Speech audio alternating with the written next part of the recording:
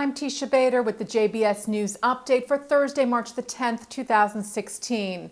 U.S. Vice President Joe Biden met yesterday evening with Palestinian Authority President Mahmoud Abbas in Ramallah, where Abbas expressed his condolences for the murder of American citizen Taylor Force by a Palestinian terrorist Tuesday evening in Jaffa, but failed to offer a direct condemnation of the attack that also injured 12 others.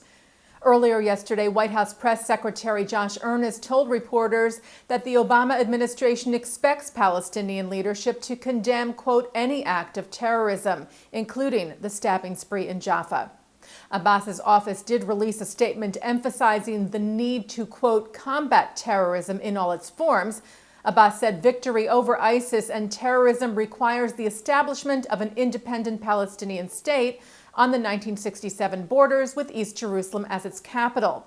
The PA leader blamed Israel for the current terror, saying the continued Israeli dictates, settlements, and occupation are the reason behind the violence and bloodshed. He also told Biden that Israel has killed 200 Palestinians in the past 5 months, while failing to clarify that many of those deaths were of Palestinian terrorists who were trying to kill Israelis. The White House released a statement yesterday following Biden's meeting with Israeli President Reuven Rivlin and with Israeli Prime Minister Benjamin Netanyahu in Jerusalem. They said Biden and Netanyahu discussed such issues as the threat of terrorist organizations, the Syrian conflict, and the threat from Iran, and that Biden reaffirmed the unshakable U.S. commitment to Israel's security and reiterated the U.S.'s strong condemnation of the recent terror.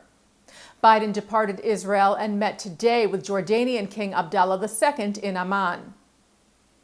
Israel's Security Cabinet, meanwhile, met this evening to discuss the recent spate of terror attacks that occurred over the last few days, including the stabbing spree in Jaffa and also attacks in Jerusalem and Petah Tikva. The meeting will also discuss proposals, including that backed by Prime Minister Netanyahu, to deport the families of terrorists from the West Bank to Gaza.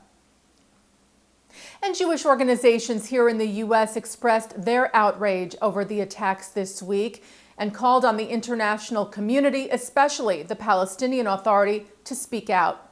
Leaders of the Conference of Presidents of Major American Jewish Organizations, Chairman Stephen Greenberg and CEO Malcolm Hoenlein, urged the PA to hold to account those who incite and encourage these attacks. They said, "We support the government of Israel's efforts to take whatever measures are necessary to stop these outrages and stand in solidarity with the people of Israel." B'nai B'rith International said world leaders must denounce these inexcusable terrorist attacks. Silence too often sends a message of condoning these horrendous actions. And the Anti-Defamation League urged the PA to step up as well. CEO Jonathan Greenblatt said, "We hope that the incitement will end and that Israelis and Palestinians can work to rebuild trust and resume constructive dialogue." In other news, a senior leadership delegation of the American Jewish Committee concluded a 4-day visit to Portugal and Spain this week. The group met with various leaders in Lisbon and Madrid, as well as with the Israeli ambassadors there, discussing such issues as the granting of citizenship by both Spain and Portugal to Jews of Sephardic descent, and efforts to combat anti-Semitism and terrorism.